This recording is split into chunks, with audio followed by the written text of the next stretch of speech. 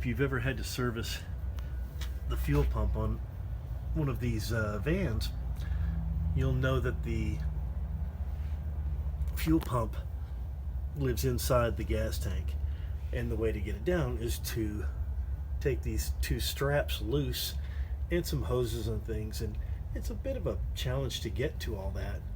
So I decided, since I wanted it to be serviceable and usable,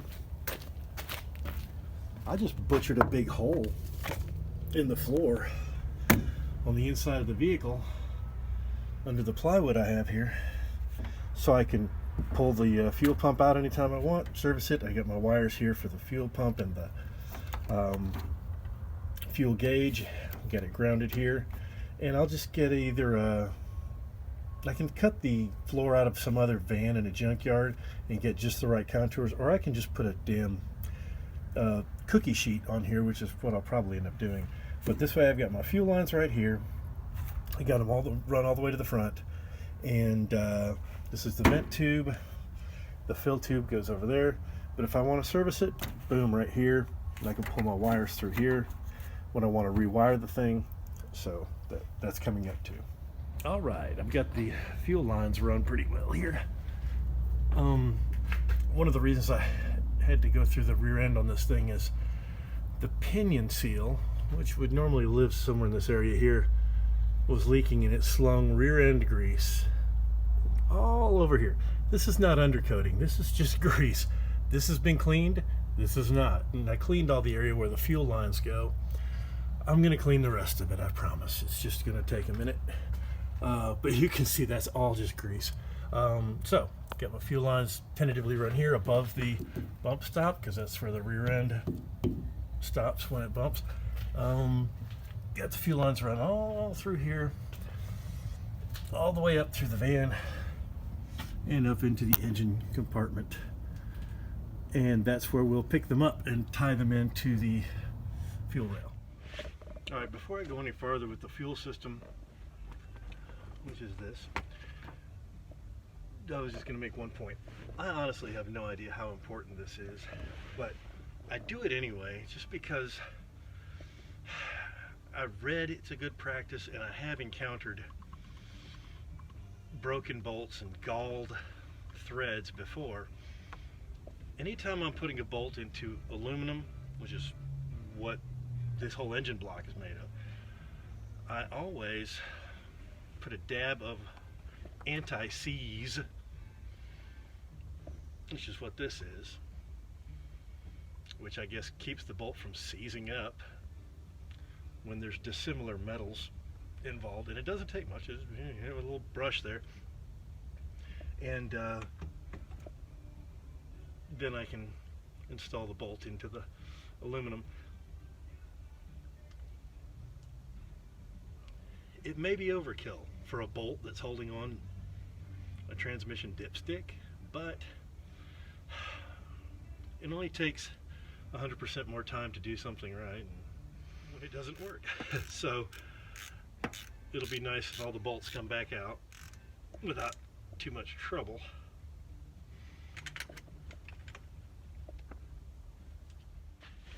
I guess technically it's the opposite of Loctite, which would be unlock loose, perhaps, I don't know.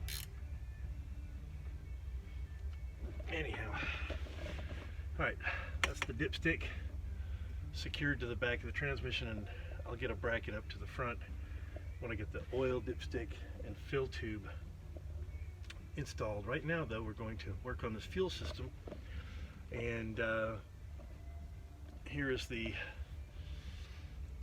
Corvette bypass regulator filter. It's kind of a 2-in-1 deal.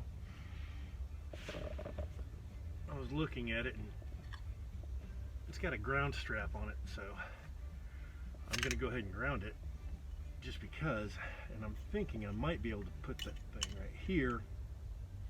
There is also a valley bolt right here that I think might hold it. In fact, I think that might be even better. That's probably what I'm going to try to do. But first we have to sort out these fittings And it was either Summit Racing or perhaps just Amazon that sells this style filter regulator with the adapters that go to the GM fittings to an AN fitting. So let me get some wrenches and we'll pull this apart. These are AN fittings, and they are sized for some reason in dashes. Dash 6, dash 8, dash 4. I can't remember what the dashes signify, but I do remember that the AN stands for Army Navy, and it was a military standard that was agreed upon when there was no Air Force. There was only Army Navy, I think. And it doesn't follow any standard of measurements. Not like dash 6 is, 2/64 larger than dash 8. It doesn't correlate that way. It is its own measurement that doesn't follow millimeters, doesn't follow a standard progression that you think, and it's sort of very representative of a government standard when you look at it in that way. Okay, this is going to be fine to go right here. And if we go there, could we use this to loop around just to right there? I don't know. We're going to see if we can. That might be great. These push lock fittings are reusable. They're just not easy to cut out. So we're going to see what we can do there. In the meanwhile, I think this is where I do want to put this. I'm relatively certain that that will not encroach on any of our enclosure here, and then I can just plug this ground strap in just simply by reversing the direction here. There's our ground strap, and it can be grounded to the engine right there. Yeah, I don't see why that would be a problem. And then we have the dipstick tube to zip tie the fuel line to make it even more rigid, but it has movement this way. So if it needed to move a little, use a right angle fitting maybe. Let's see what we got. Hang loose, I'll get this set up. All right, we've got our supply line, we've got our filter regulator, we've got our return line. It's got a bit of slack. I have to go into the van and make sure that's going to be okay. I can shorten this if I need to, which is good because this one I will need to shorten. I can make it work, but it's going to have this weird loop, and I think that's going to be a problem with our enclosure here. I'd rather not cut this thing and try to redo it, but the only other option would be to, you know what, let's just try it like this though.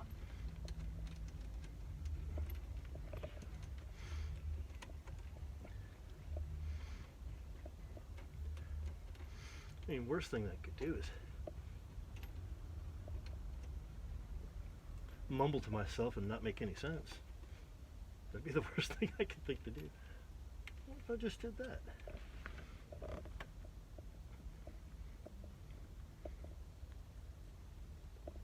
I think that's going to work perfectly. Now, what goes right here? Crankcase ventilation. Or, yeah. If you ever hear the term PVC, that stands for positive crankcase ventilation. Which means instead of it just ventilating on its own, vacuum pulls some of the gases out of the crankcase, and it does it through that port there. Sucks it into the intake. We're going to set up a what they call a catch can system, so will be sucking in the vapors, but none of the unburned oil and stuff, and it'll all go into a reservoir that you empty whenever you change the oil. It's a little cleaner way to do it. Okay. There's the fuel system sorted. So let's get these all tightened up. When you press two wrenches together like this, you can get a massive amount of torque and effectively destroy whatever you're working on. But it's also a way to ensure that it won't leak if you get it nice and snug, because AN fittings are just two surfaces of metal pressing against each other, machined so accurately that fluid will not, in theory, get past it. So that's the idea anyway. But as a result, it needs to be very tight, because you don't use Teflon tape or anything like that. It's just two smooth mating surfaces that need to be clean and well machined. That one's on there. That one's on there. The larger of the two is going to be the fuel inlet. As far as I know, I can't imagine why it wouldn't be, but you know, who knows? Well, I'm sure somebody knows. If you know, feel free to tell me. I don't know that I've ever read any of the comments. I don't know that I ever will. Doesn't sound very productive to spend a lot of time worrying about what other people think, because I'm well aware that I don't have much clue what I'm doing. I see no need to remind myself by reading it from other people.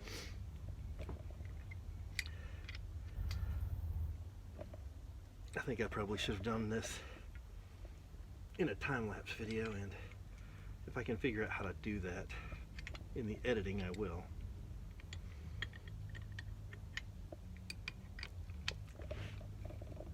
Because even I'm bored watching this part.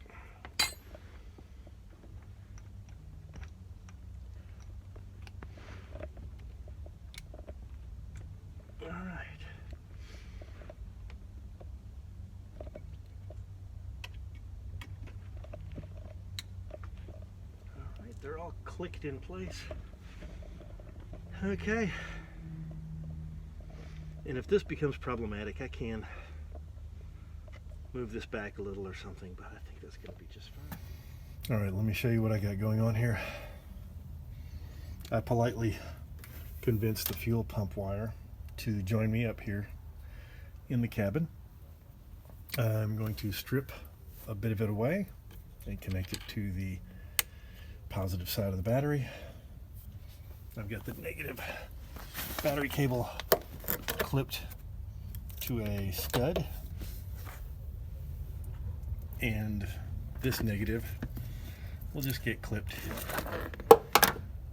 right here, and that will charge the fuel pump, and then we can do a thorough check for leaks on all the fittings we made. Sound good? Good. Okay, near as I can tell, you can see as much as I can see. We'll start by stripping away some of this wire. I got these handy strippers. They're so nice. I've just about worn them out, but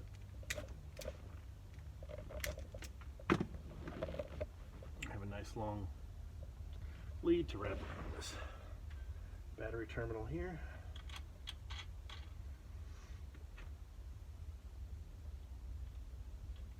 Okay. Now, when I connect this to the battery,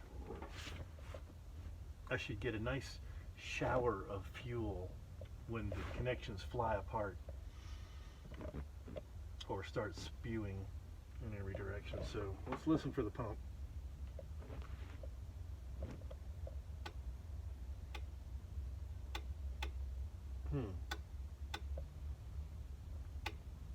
I hear nothing. I'll go check the connection in the back. Well, as I suspected, this was not connected back here, so I had forgotten that I used the old fuel pump wire to pull new wires through the little sort of tunnel. So this is our wire that runs up to the battery. So we'll just give this a quick and we'll get rid of whatever's left of this, like so.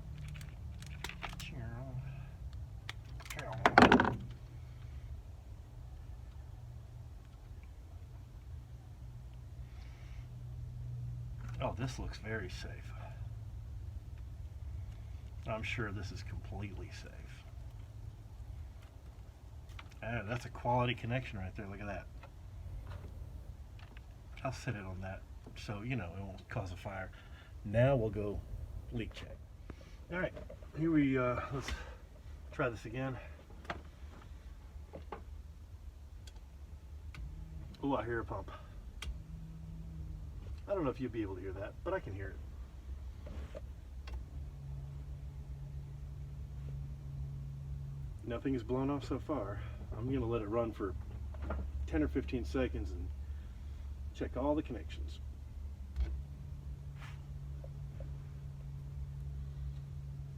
No leaking here, no wetness here, no wetness, no leaking.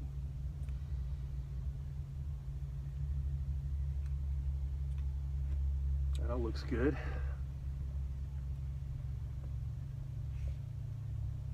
That looks all pretty good right there. Go around to the other side. You just wait there. Oh, we got fuel. We got fuel coming out right here. Is it here? Here? Oh man, it's coming out through this. It's coming out of this hose right here, isn't it? Well, this sucks. It's coming out through this hose. Fitting right here.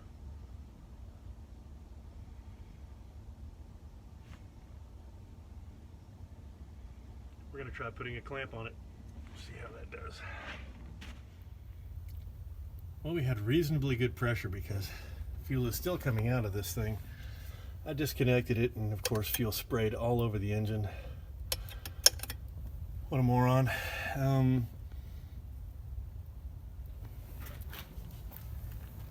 Got a nice puddle going here, and I cleaned up most of the dashboard and floorboard and my arms. So for now, I'm going to clip this back on here, if she'll go. And tomorrow,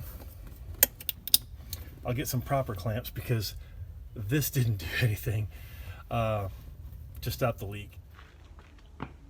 Okay. I'm good for tonight. I've had enough fuel sprayed on me. Pleasant. Tomorrow morning, get some fuel clamps. I'll go ahead and get a pressure gauge so we can put on the provision for that. Check our pressure, leak check it again, scratch that off the list, and move on. Okay. Fuel system test, part dose. Let's see here.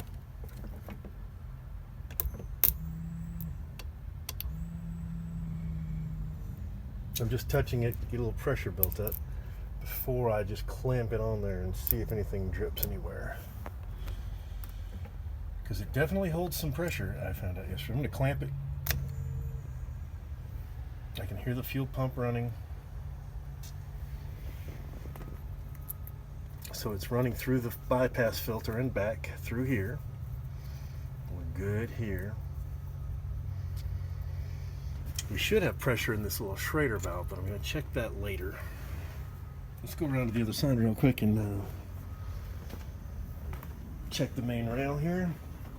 Main connection. the main input, the place it was leaking before. That's what I'm saying. I added a clamp here, just in case the pressure was a little high for these push locks. Here's my adapter that goes to an AN type fitting, and that seems fine, seems good. And this is where we had a little trickle last time, but I put a clamp on that also. These push locks, you know, they can hold, I think, 60 psi, but I'm adding the clamp. Doesn't hurt, apparently.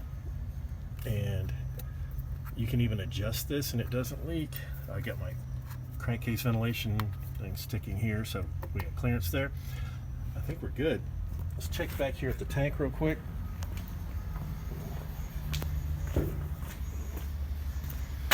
I'll get some light. All right, we are checking back here at the tank. I can certainly hear the pump running.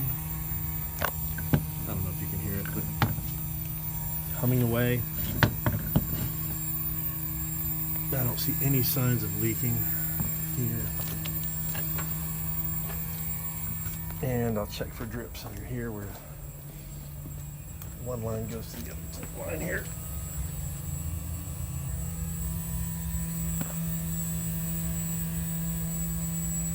Nope, looking good right there too.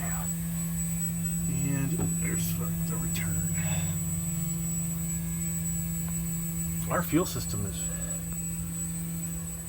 apparently